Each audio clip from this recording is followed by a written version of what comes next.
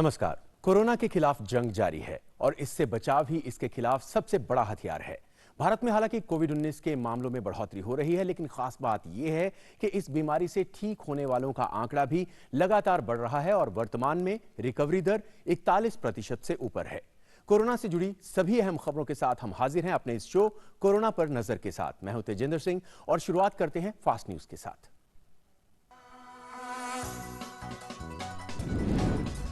गृह मंत्रालय ने राज्यों से कहा, विदेश से लौटे भारतीयों को होटलों से बकाया पैसा दिलाया जाए। क्वारंटीन को 14 दिनों से घटाकर 7 दिन करने के बाद गृह मंत्रालय ने दिए निर्देश।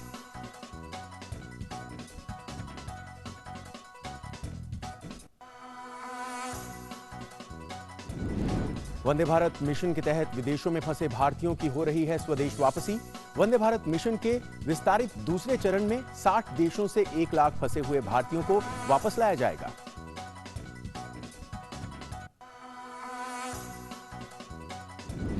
देश में श्रमिक रेलगाड़ियों से प्रवासी श्रमिकों का अपने घरों को जाना जारी। अब तक 3,274 श्रमिक ट्रेनों से करीब 44 लाख लोग अपने गंतव्य तक पहुंचे।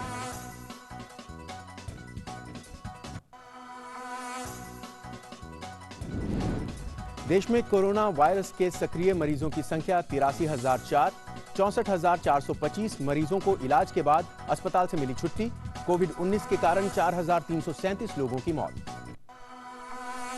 कोरोना वायरस के खिलाफ लड़ाई में अहम भूमिका निभाने वाले आरोग्य सेतु ऐप को किया ओपन सोर्स। विश्व में ओपन सोर्स बनने वाला पहला सरकारी उत्पाद।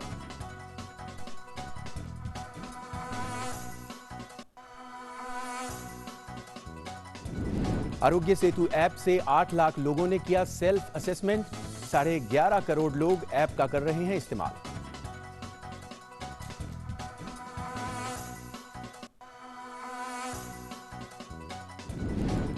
विश्व भर में कोरोना वायरस से 55,84,000 लोग प्रभावित। मृतकों की संख्या 3,46,000 के पार पहुंची।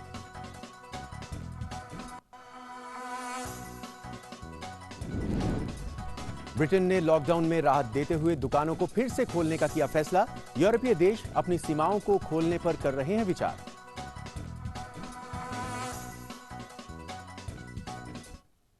और अब देखते हैं खबरें विस्तार से। गृह मंत्रालय ने सभी राज्यों को पत्र लिखकर कहा है कि विदेश से आने वाले नागरिकों के लिए संस्थागत क्वारंटीन के नियमों में बदलाव के बाद अब संस्थागत क्वारंटीन 14 दिनों से घटाकर 7 दिन का कर दिया गया है। पहले लोग 7 दिन निर्धारित होटलों में क्वारंटीन रहेंगे और मेडिकल जांच के बाद 7 दिन घर में क्वारंटीन रहेंगे। ऐसे में विदेश से आने वाले काफी लोगों ने होटलों को 14 दिन के लिए भुगतान कर दिया था, लेकिन संशोधित गाइडलाइंस जारी होने के बाद 7 दिन का क्वारंटीन पूरा करके जब लोग घर जाने लगे तो कुछ होटल वालों ने शेष पैसा लौटाने से मना कर दिया। यह मामला नोटिस में आने के बाद केंद्रीय गृह मंत्रालय ने संज्ञान लेते हुए राज्यों के मुख्य सचिवों को पत्र लिखकर कार्रवाई करने को कहा है। गृह सचिव ने कहा कि राज्य होटलों को लोगों से केवल 7 दिन के संस्थागत क्वारंटीन का किराया वसूल कर उनकी शेष धनराशि वापस लौटाने के निर्देश दें। केंद्र सरकार ने विदेशों से भारतीयों को वापस लाने के लिए वंदे भारत मिशन के दूसरे चरण में 169 उड़ानों को शामिल किया है। दूसरे चरण के इस विस्तारित भाग में नई उड़ानें शामिल की जाएंगी। इसके तहत 60 देशों से 1 लाख भारतीयों को स्वदेश लाया जाएगा। स्वदेश से वापस लाने के विश्व के इस सबसे बड़े मिशन वंदे भारत के अंतर्गत खाड़ी देशों से सबसे अधिक उड़ानें आई हैं। विस्तारित चरण में खाड़ी देशों के लिए 140 से अधिक उड़ानें निर्धारित की गई हैं। इन नई उड़ानों में संयुक्त अरब अमीरात के लिए लगभग आधी संख्या में उड़ान भरी जाएंगी। दूसरे चरण में इस कार्यक्रम के तहत उड़ानों की कुल संख्या 429 हो जाएगी। खाड़ी देशों में भारतीयों की बढ़ती मांग के कारण उड़ान संख्या बढ़ाई गई है। अतिरिक्त उड़ानों में संयुक्त अरब अमीरात से 81, सऊदी अरब और ओमान से 15-15, कुवैत से 14, कतर से 11 और 5 उड़ानें बहरीन से स्वदेश आएंगी। वंदे भारत मिशन इस महीने की 7 तारीख को शुरू किया गया था और इसके तहत 30,000 से अधिक भारतीयों को अब तक विदेशों से भारत लाया जा चुका है। दूसरे चरण में इस्तांबुल, लागोस तथा अमेरिका और यूरोप के लिए उड़ानें निर्धारित हैं। समूचे विश्व के 98 देशों से इस मिशन के तहत भारतीयों ने अपना पंजीकरण कराया है। कोविड-19 वैश्विक महामारी और लॉकडाउन के दौरान विभिन्न देशों में फंसे भारतीय प्रवासियों को वतन वापस लाने के लिए वंदे भारत मिशन जारी है। इस मिशन के तहत बिहार के लिए लैंडिंग पॉइंट गया जिले को बनाया गया है। गौरतलब है कि 18 मई 2020 से हवाई जहाज आ रहे हैं। अब तक यूके, मस्कट और दोहा से उड़ानें आ चुकी हैं। कल बिश्केक से 127 अप्रवासी स्वदेश आए हैं। अप्रवासी भारतीयों को मेडिकल स्क्रीनिंग करके क्वारंटाइन सेंटर पहुंचाया जा रहा है।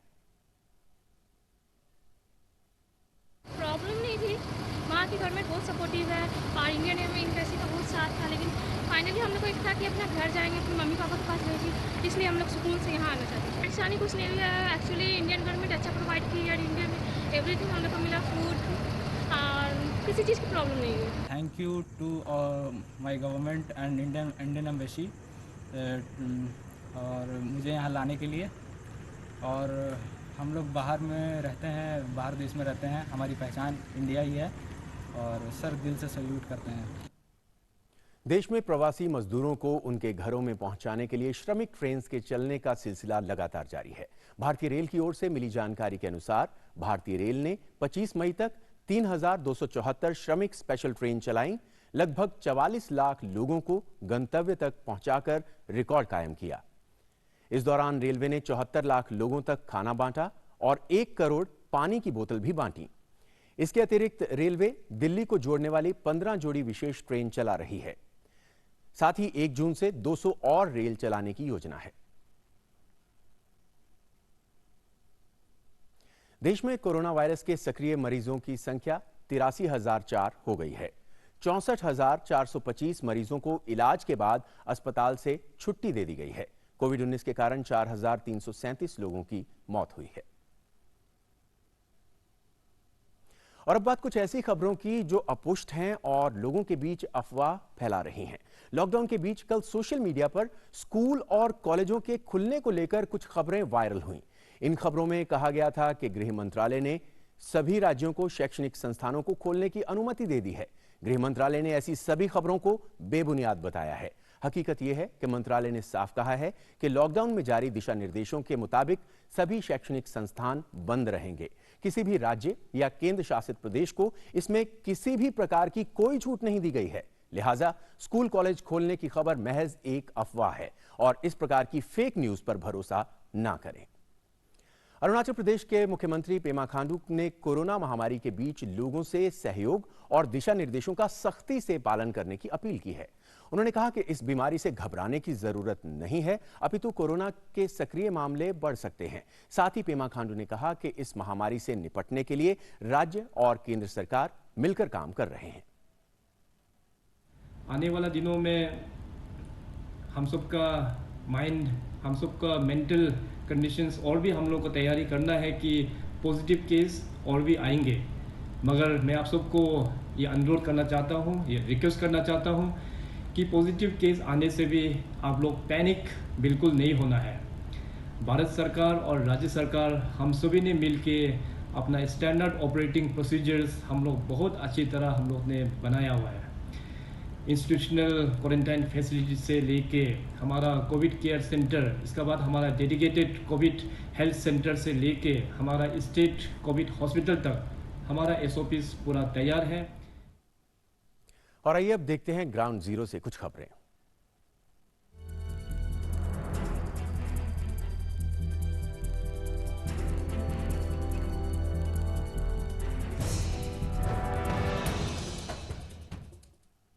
और अब बात भारतीय रेल की। एक ओर जहां भारतीय रेल देश भर में जरूरी सामानों की आपूर्ति के साथ साथ श्रमिक, स्पेशल और अन्य रेलगाड़ियों का संचालन कर रही है, तो वहीं दूसरी तरफ आत्मनिर्भर बनने की दिशा में भारतीय रेल बड़े पैमाने पर पीपीई किट, मास्क और सैनिटाइजर्स का भी निर्माण कर रही है ताकि कोरोना संक्रमण के खतरे से बचाव हो सके। देखिए हमारे संवाददाता अभिषेक सिंह की हरियाणा स्थित जगाधरी रेल वर्कशॉप से यह खास रिपोर्ट।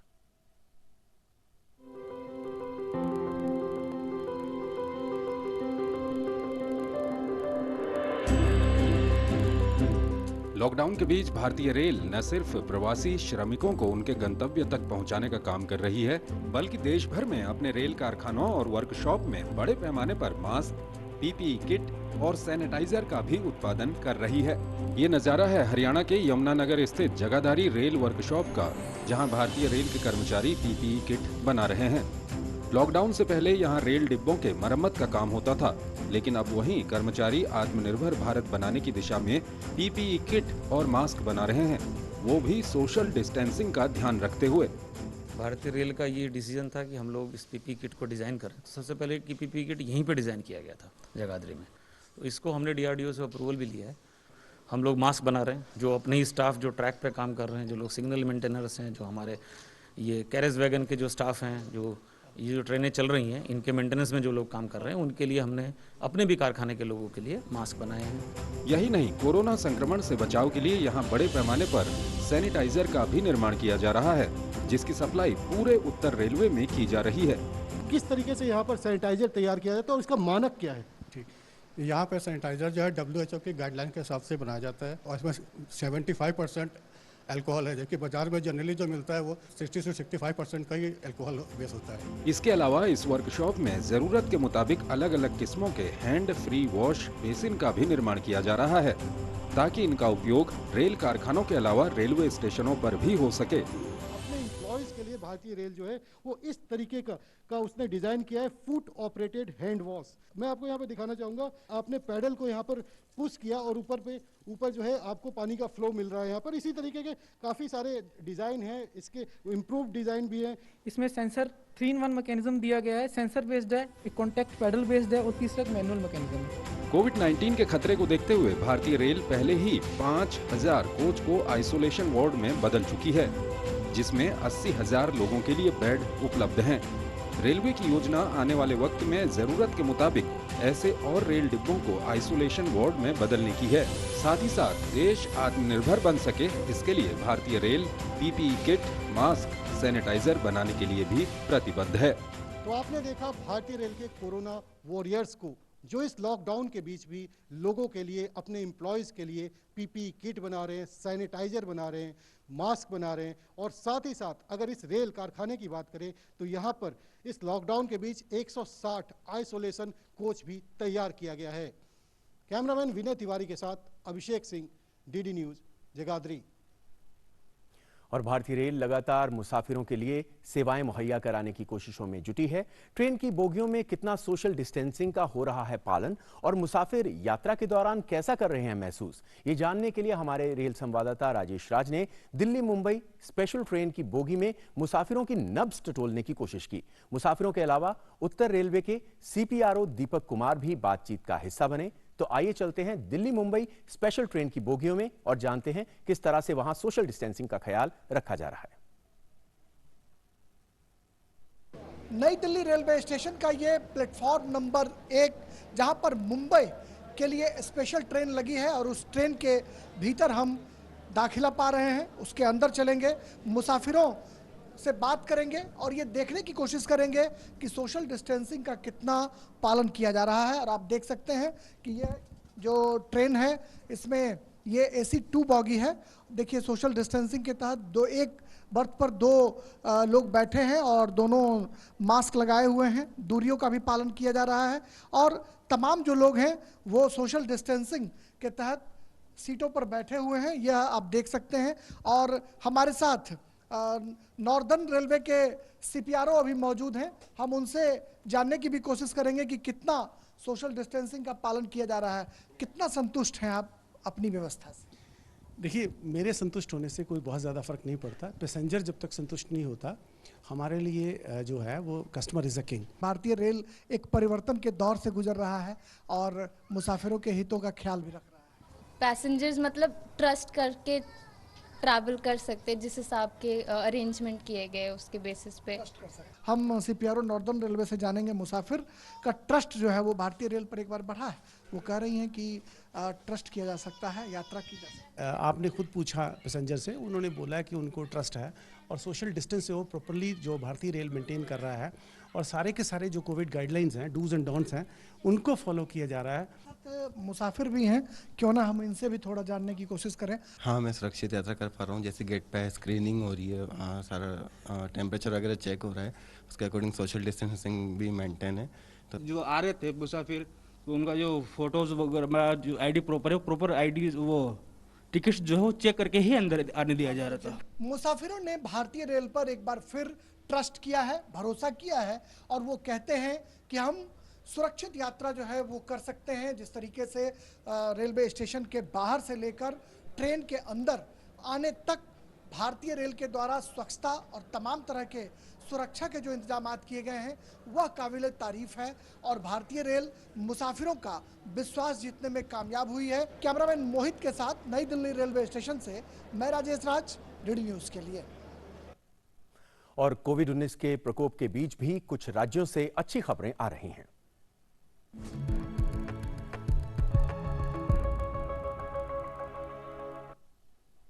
कोरोना महामारी के दौर में हर किसी पर समय मानसिक व शारीरिक दबाव है। इसके बावजूद इस महामारी से फ्रंट लाइन पर लड़ रहे कोरोना योद्धा हर दबाव को दरकिनार कर मानवता पर आए संकट को सफलतापूर्वक टालने में लगे हुए हैं। इस काम में इन कोरोना योद्धाओं को हर रोज जहां नई चुनौतियों का सामना करना पड़ता है, वहीं इन्हें भी कई बार डर सताता है। लेकिन कहते हैं कि डर के आगे जीत है। इसी कहावत को सही साबित कर रहे हैं कोरोना योद्धा लगातार अपनी ड्यूटी पर डटे हुए हैं। पेश है ये रिपोर्ट।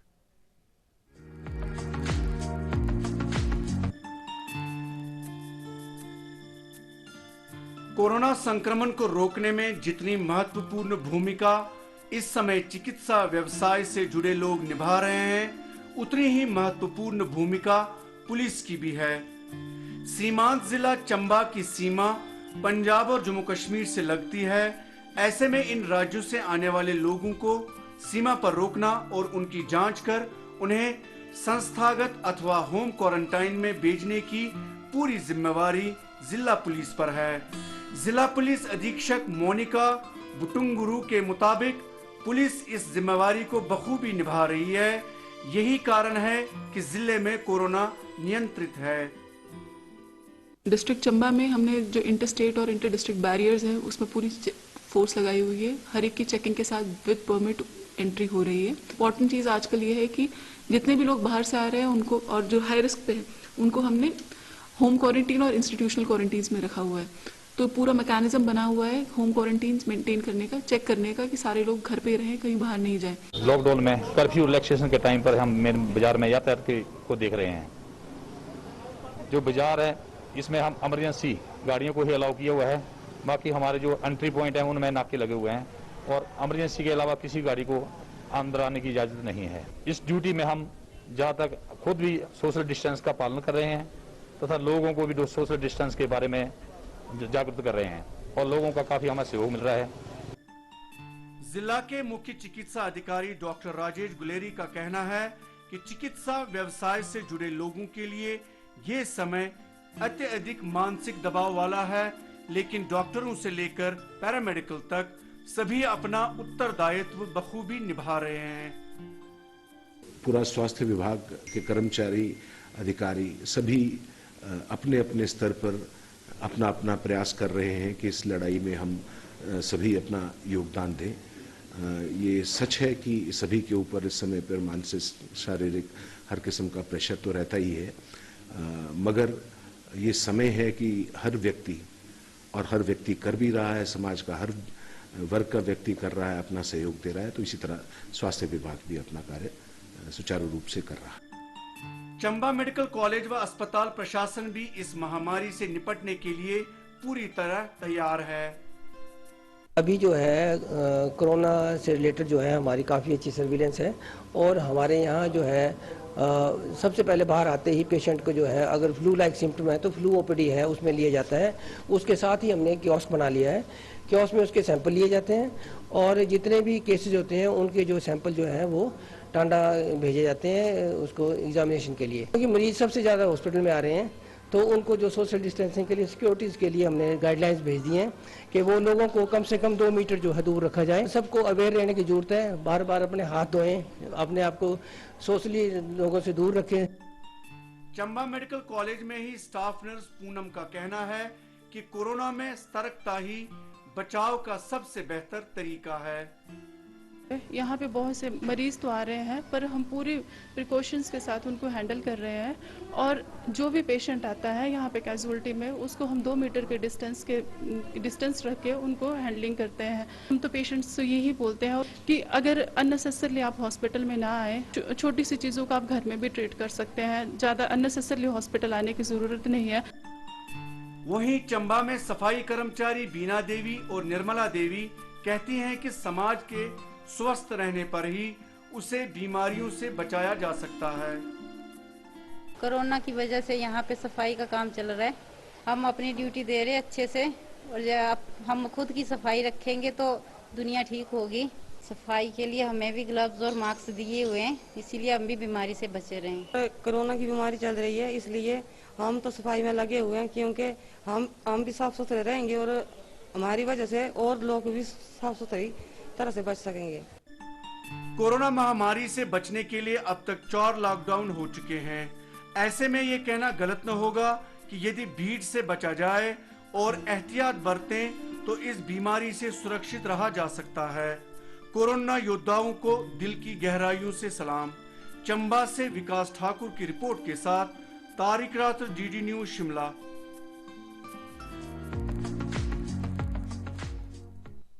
प्रधानमंत्री नरेंद्र मोदी ने टेलीफोन पर मिस्र के राष्ट्रपति अब्देल फतेह अल सीसी और मिस्र के नागरिकों के लिए ईद उल फितर की शुभकामनाएं दी।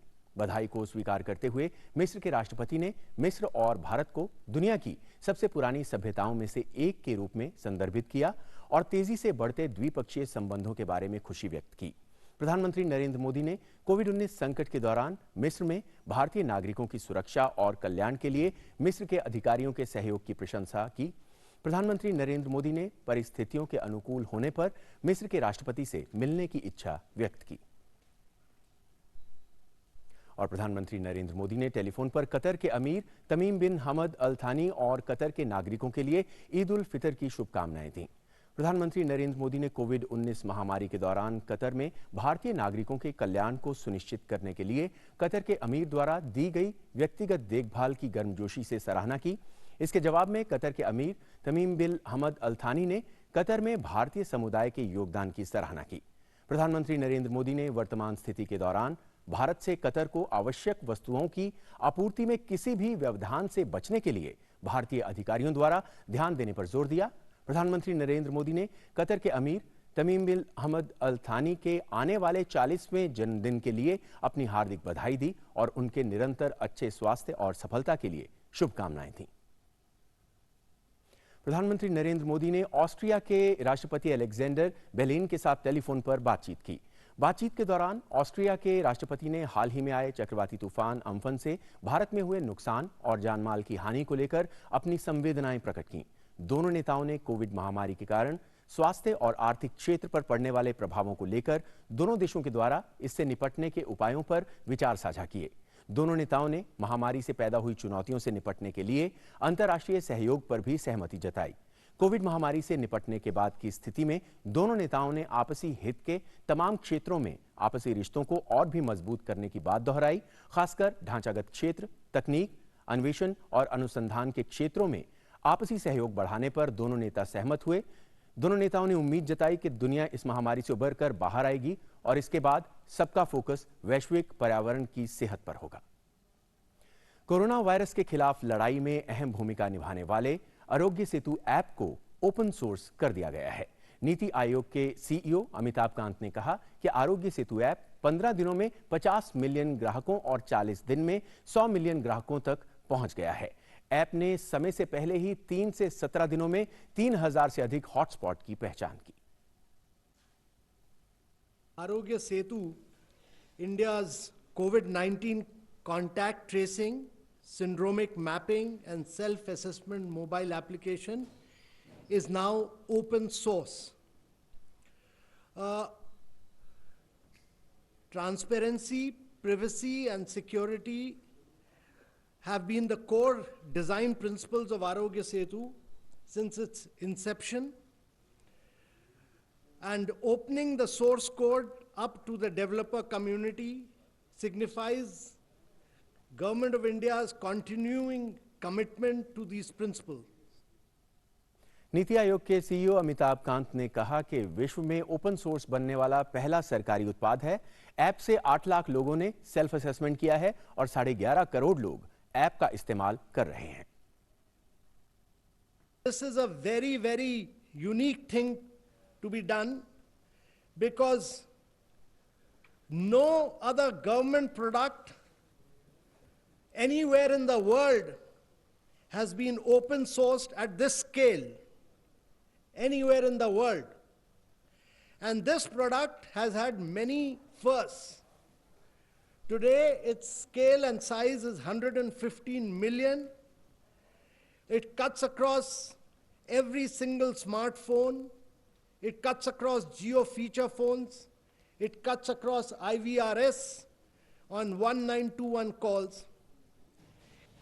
राष्ट्रीय सूचना विज्ञान केंद्र की महानिदेशक डॉक्टर नीता वर्मा ने कहा कि सरकार सोर्स कोड के साथ विस्तार से विवरणिका दे रही है। साथ ही कोड बाउंटी या बग बाउंटी का भी प्रावधान किया गया है। कोड में सुधार के लिए सुझाव भी दिए जा सकते हैं। उन्होंने कहा कि मध्य रात्रि के बाद से सोर्स कोड पा सकते हैं।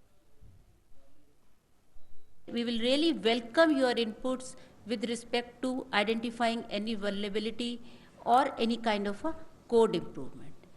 In fact, to encourage you, help us improving its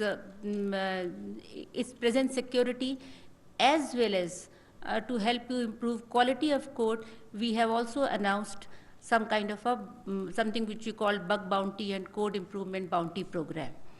We have very clearly indicated there are 3 different categories in which we have identified through which this the vulnerability which could be possible, through which you could breach this code.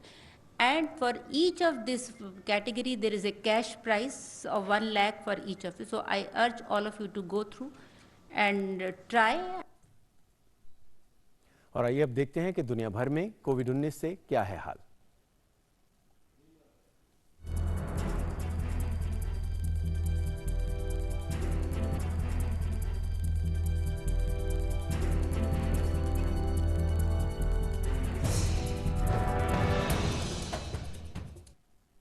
दुनिया भर में corona virus से संक्रमित लोगों की संख्या 55,84,000 के पार पहुंच गई है। वहीं इस महामारी से मरने वालों की संख्या 3,49,000 के पार है। दुनिया में कोरोना से सबसे ज्यादा प्रभावित अमेरिका में संक्रमण से मरने वालों की तादाद 98,000 के पार पहुंच गई है। वहीं संक्रमित लोगों की संख्या 16,80,000 के पार है।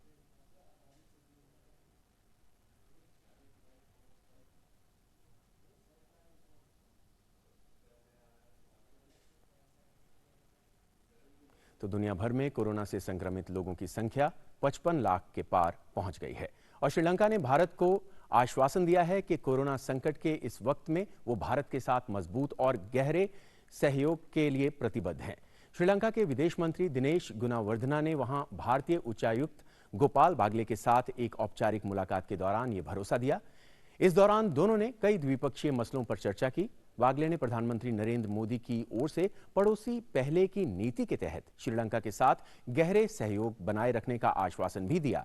दोनों देशों के बीच इस बात पर भी सहमति बनी कि कोविड-19 के बाद के अंतर्राष्ट्रीय परिदृश्य में आपसी हितों को देखते हुए सामुद्रिक सहयोग में वृद्धि के जरिए व्यापार, निवेश, विकास और राजनीतिक संबंधों को और मजबूत किया जाए। रविवार को श्रीलंका के राष्ट्रपति गोतबाया राजपक्षे के साथ हुई फोन पर वार्ता में पीएम मोदी ने भी कोरोना संकट के दौर में आर्थिक सुधारों में भारत की ओर से पूरा सहयोग करने का आश्वासन दिया था।